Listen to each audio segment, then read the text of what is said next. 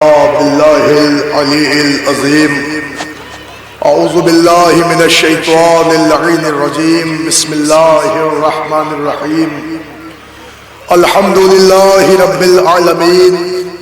الصلاة والسلام والتحية والإكرام على النبي المكي المدني القرشي الغربي الأمي البطحي الهاشمي سيدنا ونبينا وشفيعنا وحبيب قلوبنا وطبيب نفوسنا ومولانا ومولى الثقلين جد الحسن والحسين أبي القاسم محمد وعلى أهل بيته الطيبين الطاهرين المعصومين المظلومين المنتجبين المنتخبين ولعنة الله على أعدائهم ومنكري فضائلهم ومصائبهم وجلالتهم وسخاوتهم وعظمتهم وعطشهم ومحافلهم ومجالسهم وذكرهم وحقهم وبيانهم أجمعين من الآن إلى قيام يوم الدين. أما بعد فقد قال الله تعالى في كتاب المجيد والفرقان الحميد وقوله الحق. بسم الله الرحمن الرحيم. ان الدین عند اللہ الاسلام. صلوات پڑھ دیں آپ حضرات. اللهم صل على محمد وآل محمد.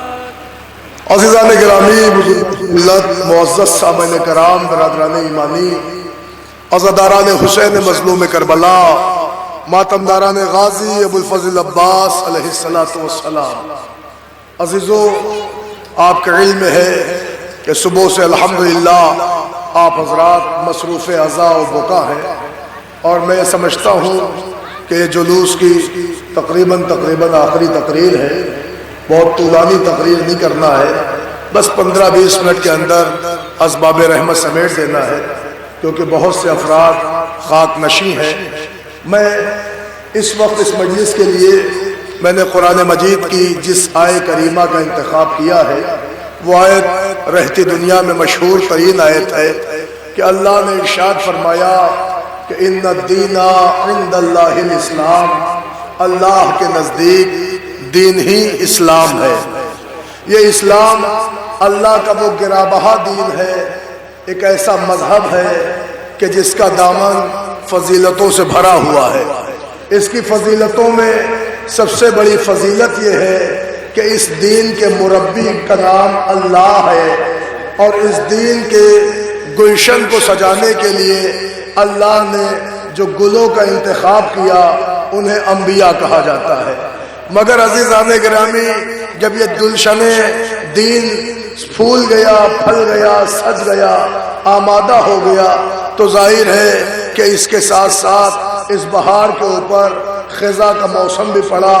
مگر تاریخ کہتی ہے کہ جب فصلیں خزاں اس گلشن پر حاوی ہونے لگی تو اللہ نے ایک ایسا در نایاب پیدا کر دیا کہ جس نے ہمیشہ کے لیے اسلام کو زندہ جاوید کر دیا.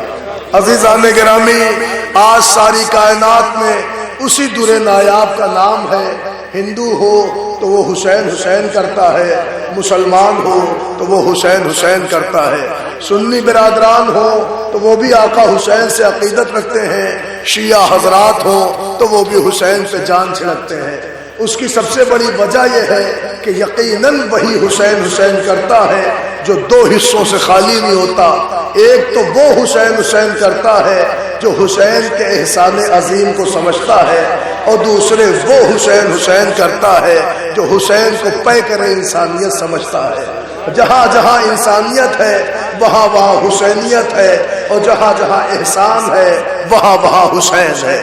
عزیزان گرامی، آپ ہرگز یہ نہ سوچیں کہ امام حسین خالی شیعوں کی جاگیر کا نام ہے، بلکہ امام حسین وہ ہے کہ جسے سنی بھی مانتے ہیں، شیعہ بھی مانتے ہیں، ہندو بھی مانتے ہیں، مسلمان بھی مانتے ہیں.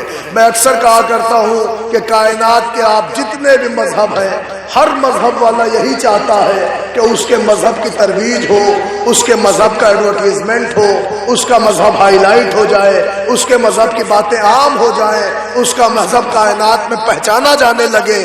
لیکن سب چاہتے ہیں کہ ان کا مذہب دنیا میں پھولے پھلے، مگر کیسے پھولے پھلے؟ اس لیے کہ ہر مذہب کا اپنا عبادت خانہ ہے، ہر عبادت خانے پہ ایک بورڈ لگا ہے کہ ہمارا آئے غیر نہ آئے، ہمارا آئے غیر نہ آئے۔ مسلمان کی مسجد دیکھو، لکھا ہے کہ مسلمان آئے ہندو نہ آئے، ہندو کی مندر دیکھو، لکھا ہے کہ ہندو ہی آئے غیر نہ آئے۔ گرجا دیکھو، ہمارا آئے غیر نہ آئے۔ چرچ دیکھو، عیسائی آئے غیر نہ آئے۔ تو کائنات کے ہر مذہب کے اپنے اپنے عبادت خانوں پہ باقاعدہ بورڈ ہے کہ ہمارا آئے غیر نہ آئے۔ تو کائنات کا مذہب کیسے آگے بڑھے گا جہاں باؤنڈیشن ہو، جہاں سد باب ہو، جہاں دروازے بند ہو، جہاں افکار کو جولانی نہ ہو، جہاں یہ ہو کہ ہمارا آئے غیر نہ آئے۔ یقیناً ساری کائنات میں ہر جگہ باؤنڈ کیا گیا ہے کہ ہمارا آئے غیر نہ آئے۔ پوری کائنات میں ایک آستانہ حسین کا ہے جہاں کسی طرح کی روک نہیں ہے۔ ہمارا بھی آئے، غیر بھی آئے، ہندو بھی آئے، مسلمان بھی آئے، سنی بھی آئے، شیعہ بھی آئے۔ اب سمجھ میں آیا کہ کہاں کیوں گیا کہ در حسین پا ملتے ہیں ہر خیال کے لوگ۔ یہ اتحاد کا مرکز ہے آدمی کے لیے۔ اس کا مطلب جہاں جہاں بھی انسانیت ہے، آدمیت ہے، وہاں وہاں حسینیت ہے۔ آج اربعین پہ آپ دیکھیں تو الحمدللہ آپ کو کیا لگتا ہے یہ جو 4 کروڑ 5 کروڑ کا مجمع پہنچ رہا ہے سب شیعہ پہنچ رہے ہیں؟ جی نہیں، اس میں اہل سنت بھی پہنچ رہے ہیں، اس میں ہندو بھی پہنچ رہے ہیں، اس میں عیسائی بھی پہنچ رہے ہیں۔ عزیزان گرامی، مہاتما گاندھی کے پرپوتے پہنچ گئے، نیلسن منڈیلا کی اولاد پہنچ گئی۔ عزیزان گرامی، اس کا کیا مطلب؟ اتنی بڑی بڑی شخصیتیں اربعین پہ امام حسین کو خراج عقیدت پیش کرنے جا رہے ہیں۔ اس کی سب سے بڑی دلیل یہ ہے کہ حسین صرف اور صرف ایک مذہب کی جاگیر کا نام نہیں ہے، حسین ہر اس مقام کے لیے نعمت ہے کہ جہاں انسانیت کی صدائیں بلند ہے۔ عزیزان گرامی، بس بہت طولانی تقریر نہیں ہے، 1-2 جملہ عرض کر رہا ہوں، آپ خود بہتر جانتے ہیں۔ پہلے آج 50 سال پہلے آزاداری کی تاریخ دیکھ لیں، اگر آپ گولکنڈہ کی ریاست دیکھ لیں، حیدرآباد کی تاریخ دیکھ لیں، اردو زبان کا ارتقاء دیکھ لیں، آپ کو آزاداری کی تاریخ مل جائے گی۔ کربل کتھا سے لے کر میر انیس کے مرثیے تک کی پوری تاریخ ہے۔ عزیزان گرامی، نہ تو اس قدر آزاداری ہوتی تھی، نہ اس قدر تعزیہ داری ہوتی تھی، نہ اتنے عزادار تھے، نہ اتنے تعزیہ دار تھے۔ آپ کو کیسے پتا کہ ایسے عزاداری بڑھ گئی؟ ایسے نہیں بڑھی ہے۔ اگر ایسے ہی عزاداری بڑھتی تو خدا کی قسم آپ کہتے کہ ہم لوگ جگہ جگہ تقریریں کرتے رہے، عزاداری بڑھ گئی، یہ لوگ جگہ جگہ انجمن لے کے گئے، عزاداری بڑھ گئی۔ جی نہیں، ایسے عزاداری نہیں بڑھی ہے۔ عزیزان گرامی، عزاداری ایسے بڑھی ہے کہ جس نے بھی حسین کے در کا رخ کیا اور اس نے اپنی جھولی پھیلائی اور ادھر سے حسین کی عطا ہوئی، اس نے اپنے چوک پر تعزیہ رکھ دیا۔ یہ ہے عزاداری کے ارتقاء کی وجہ۔ ورنہ آپ بتائیں گوالیر کے تعزیے کی کیا ویلو، جھانسی میں تعزیے کی کیا بات، ہندو تعزیہ رکھ رہا ہے، کیوں رکھ رہا ہے؟ اتنے چوک کیوں بن گئے، اتنے عزادار کیوں ہو گئے؟ تو حقیقت یہ ہے کہ جو بندہ حسین کی دہلیز پہ آتا گیا، کسی نے مال مانگا، کسی نے اولاد مانگا، کسی نے جاگیر مانگی، حسین کے کرم کی بارش ہوئی، بے مالدار ہو گیا، صاحب اولاد بے اولاد ہو گیا۔ تو حسین نے جس کو دیا اس نے وہیں سے عہد کیا کہ اگر میں آج اولاد پایا ہوں تو حسین کے غم میں لہذا ایک تعزیہ میرا بھی، کسی نے کہا مجھے مال ملا ہے تو حسین کی طرف سے لہذا ایک علم میرا بھی۔ اب سمجھ میں آیا کہ کائنات میں پہلے نہ اتنے چوک تھے، نہ اتنے تعزیہ دار تھے، نہ اتنے عزادار تھے، یہ حسین کی کرم کی بارش ہوئی کہ کائنات کے خطے خطے میں سب سے بڑی اگر سلطنت کسی کی موجود ہے تو اس ذات کا نام ہے حسین ابن علی۔ غور کر رہے آپ، اس ذات کا نام ہے حسین ابن علی۔ اب آئیے میں آپ کی خدمت میں عرض کروں، آپ ہو سکتے سلطنت کے لفظ پہ بھڑکے کہ صاحب آپ نے حسین کو راجہ مہاراجا بنا دیا، بادشاہ بنا دیا، سلطنت بتا رہے، یقیناً سلطنت بتا رہا ہوں۔ کائنات میں کسی کے پاس اتنی بڑی سلطنت ہو ہی نہیں سکتی۔ آپ کہیں گے صاحب ہمارا یہاں گھر، وہاں گھر، وہاں گھر، فلاں شہر میں گھر، لکھنؤ میں گھر، ممبئی میں فلیٹ، وہاں ہماری پراپرٹی، یہ آپ کی سلطنت ہے۔ تو کائنات میں ایک بندہ اتنا بڑا سلطان ہوگا کہ 10-20 شہروں میں، 2-4 ملکوں میں اپنا گھر بنا سکتا ہے، حویلی بنا سکتا ہے، اپنا محل بنا سکتا ہے۔ لیکن آؤ میں تمہیں حسین بادشاہ کی سلطنت دکھاؤں۔ کائنات کے ہر خطے میں، ہر ملک میں، ہر شہر میں، ہر ادارے میں، ہر گھر میں، ہر محلے میں، ہر عزا خانے میں حسین کا موجود ہونا اس بات کی دلیل ہے کہ ساری سلطنت، ساری کائنات کے سلطان ایک طرف، اکیلا سلطان کربلا ایک طرف۔ اور کریں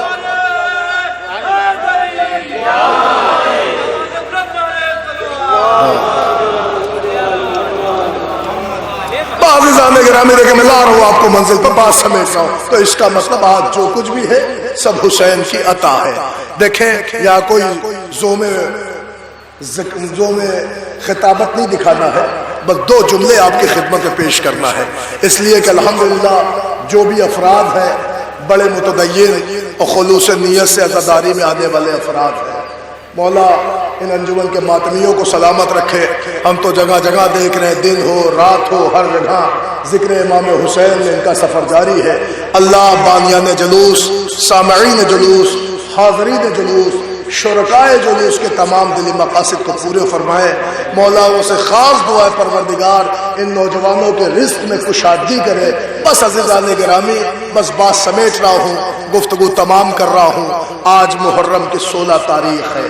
اس بستی میں سادات کرام نے ایک عجیب ماحول بنایا ہوا ہے کہ آج کے دن کو یاد علی اکبر کے نام سے منا رہے ہیں۔ صبح سے آپ حضرات علماء کرام سے تقریر سن رہے ہوں گے، مجلس سن رہے ہوں گے، مائے ناز انجمنوں سے نوحہ سن رہے ہوں گے۔ بس میں آپ کو ایک معجزہ سناؤں گا، وہ بھی معجزہ، ایسا معجزہ کہ خدا کی قسم ہر ایک کو جب دنیا سے نا امیدی حاصل ہوتی ہے تو امید صرف اور صرف سلطان کربلا کے ہاں سے ملتی ہے۔ بس ایک معجزہ سن لیں، اسی پہ مجلس تمام ہے۔ الحمدللہ پردے دار ماں بہنیں بھی بیٹھی ہیں، مومنین ہیں، بزرگ بیٹھے ہیں، اللہ ان کا سایہ ہمارے سروں پر باقی رکھے۔ عزیزان گرامی، لیکن ہاں اگر امام حسین کی محبت میں، کربلا والوں کی محبت میں آنکھوں میں آنسوؤں کا قطرہ آ جائے تو جو دل میں دعائیں لے کے بیٹھے ہیں ضرور مانگ لیے گا۔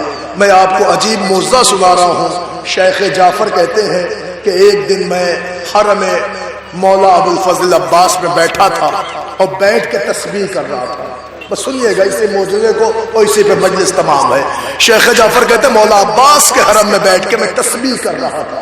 تسبیح کرتے کرتے میں نے دیکھا ایک چھوٹا سا بچہ اپنی بیمار ماں کو اپنے کاندھے پہ لاد کر لے کے آیا اور کھینچتا ہوا لایا اور لا کے جالی کے پاس لٹا دیا، اور پھر مولا عباس کی جالی کا رخ کیا اور رخ کر کے کہتا عباس میری ماں بیمار ہے، اتنی شدید بیماری ہو گئی ہے کہ ہر طبیب نے منع کر دیا ہے، ڈاکٹروں نے لا علاج کہہ دیا ہے، دنیا کا ہر طبیب کہتا ہے اب موت ہی اس کا آخری مقدر ہے، عباس مجھے ماں چاہیے۔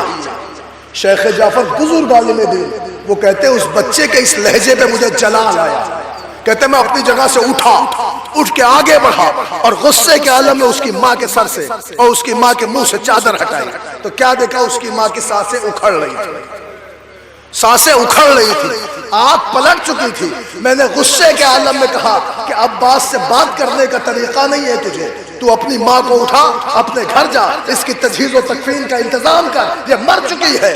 شیخ جعفر نے جیسے یہ جملہ کہا وہ بچہ تڑپ کے ایک مرتبہ اس عالم دین کو دیکھ کے کہتا ہے شیخ جعفر اتنے بڑے عالم دین ہو مگر تمہیں اتنی تمیز نہیں کہ جس کی دنیا اجڑ جاتی ہے اس کی دنیا میں اگر کوئی نہ ہو تو اس کا فقط عباس ہو۔ میں عباس سے اپنی ماں لینے آیا ہوں۔ وہ کہتے ہیں کہ ماں تو تیری مر چکی ہے، گھر جا۔ کہتا نہیں مجھے عباس سے ماں چاہیے۔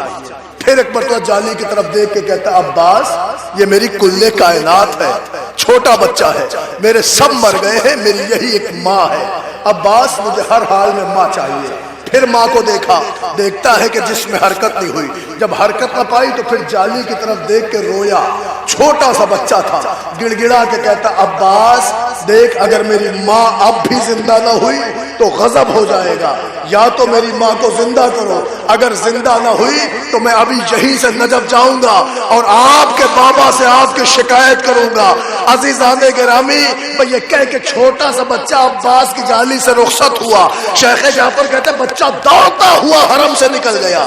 شیخ جعفر کہتے دیر گزر گئی، بچہ دوڑتا رہا، نجف کی سمت دوڑتا رہا، جاتا رہا، مگر ابھی بیچ راستے میں پہنچا تھا کہ ایک گھڑ سوار آئے اور آن کے کہتے کہاں جا رہا ہے؟ کہہ رہا ہے کہ میں عباس کی شکایت کرنے جا رہا ہوں۔ گھڑ سوار نے کہا کس سے کرے گا؟ کہ ان کے بابا مولا علی سے کروں گا کہ میں اتنی دیر سے تڑپتا رہا، میری ماں مجھے دے دو، لیکن میری ماں ان کے روزے پہ مر گئی، نہ تو انہوں نے میری ماں کو شفا دیا، مجھے اپنی ماں واپس چاہیے، وہ باب الحوائج ہے، تو میں رو رو کے مانگتا رہا، انہوں نے میری فریاد نہیں سنی، میں ان کے بابا علی سے شکایت کروں گا۔ میں ایک مرتبہ گھڑ سوار نے کہا میرے لال تو ان کے بابا علی سے شکایت مت کر، اس لیے کہ تیری ماں زندہ ہو گئی، واپس حرم میں جا۔ وہ کہتا نہیں ایسے کیسے ہو سکتا ہے؟ کہہ رہا میں کہہ رہا ہوں جا تیری ماں زندہ ہو گئی، جا دیکھ عباس کی جالی کا طواف کر رہی ہے، جا دیکھ تیری ماں روضہ عباس میں موجود ہے۔ وہ چھوٹا سا بچہ کہتا آپ کا شکریہ کہ آپ نے مجھے بشارت دے دی، لیکن آپ بتائیے اگر میری خبر جھوٹ ہوئی تو میں کیا کروں گا؟ کیونکہ میں چھوٹا سا بچہ ہوں، میرے پاؤں سوج گئے ہیں دوڑتے دوڑتے، اس لیے کہ اگر میں اتنی دور واپس جاؤں گا تو پھر پلٹ کے نجف آنے میں بڑی تکلیف ہو جائے گی، آپ مجھے سچی خبر دیے گا۔ گھڑ سوار نے کہا میں سچ کہہ رہا ہوں، تیری ماں زندہ ہے، واپس عباس کے حرم میں جا۔ بچہ ایک مرتبہ لرز گیا، لرز کے کہتا آپ کا شکریہ کہ آپ نے بتایا کہ میری ماں زندہ ہو گئی، لیکن میں اپنی ماں کی طرف جانا تو چاہتا ہوں، لیکن آپ دیکھ رہے ہو میں چھوٹا سا بچہ ہوں، میرے پاؤں سوج گئے ہیں، میں ایک کام کرو کہ مجھے گھوڑے پہ بٹھا کے اسی کربلا تک پہنچا دو۔ میں ایک مرتبہ انہوں نے آنے والے نے گھوڑا موڑ دیا، بچہ کہتا مجھے بٹھا لو، انہوں نے کہا سوار ہو جا۔ میں ایک مرتبہ بچہ لرز کے کہتا آپ بزرگ معلوم ہوتے ہیں، لیکن کم از کم اتنا تو غور کر لیں میں چھوٹا سا بچہ ہوں، اور میں بچہ ہو کے اتنے بلند گھوڑے پہ کیسے سوار ہوں؟ جہاں آپ نے مجھے بشارت دی ہے وہی میرے اوپر ایک احسان کر دیں کہ اپنے ہاتھوں کو بڑھا دیں تاکہ میں آپ کے ہاتھوں کو پکڑ کے سوار ہو جاؤں۔ آنے والے نے ردا ہٹا دی، اے میرے لال ہاتھ ہوتے تو بڑھا دیتا، مگر یہ ہاتھ کربلا میں ختم ہو گئے۔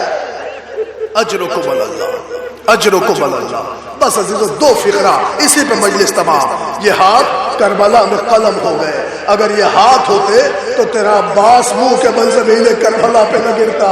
عزادارو سمجھ گئے نا آپ موجودہ؟ غازی عباس نے کہا میرے لال ہاتھ ہوتے تو عباس ہاتھ ضرور بڑھاتا۔ عزیزان گرامی یہی وجہ تھی کہ سیدہ زہرا تو غازی عباس کا غم سب سے بڑا یہی تھا کہ کربلا میں جتنے شہید زمین پہ گرتے تھے ہاتھوں کا سہارا لیتے، تنہا عباس کہ جب کربلا میں گرے ہاتھ کٹ چکے تھے، منہ کے بل عباس زمین پر۔ اجرکم اللہ، اجرکم اللہ۔ بس عزیزو ایک فقرہ اور مجلس تمام ہے۔ تاریخ کہتی ہے کہ روز عاشور غازی عباس کربلا کی زمین پہ گرے تو منہ کے بل گرے، مگر عزیزان گرامی بعد عاشور راہ کوفہ میں عباس کی بہن زینب گری ہے تو وہ بھی منہ کے بل گری ہے۔ فرق کتنا ہے؟ تاریخ مصائب میں دو ہی شخصیتیں تھی کہ جو بلندی سے زمین کی طرف منہ کے بل گری ہے، ایک عباس دوسری زینب۔ فرق اتنا تھا کہ عباس کے شانے کٹے تھے، زینب کے بازو بندھے تھے۔ ارے علی کی بیٹی منہ کے بل گری، سر سے خوشگاب تھا، خون تازہ، سکینہ کو دوڑتی ہوئی چلی۔ اینا سکینہ، آغوش میں ایک بی بی کے پایا، ہاتھوں کو جوڑا، اے بی بی تم کون ہو؟ تو یتیمہ پہ ترس آ گیا۔ آنے والی بی بی نے حجاب ہٹایا، زینب مجھے نہ ترس آئے گا تو کسے آئے گا؟ میں تیری ماں زہرا، علی کی کی بیٹی اماں سے لپٹ گئی، اماں گھر اجڑ گیا، خیمے جلائے گئے، عباس مارا گیا، چودرے چھین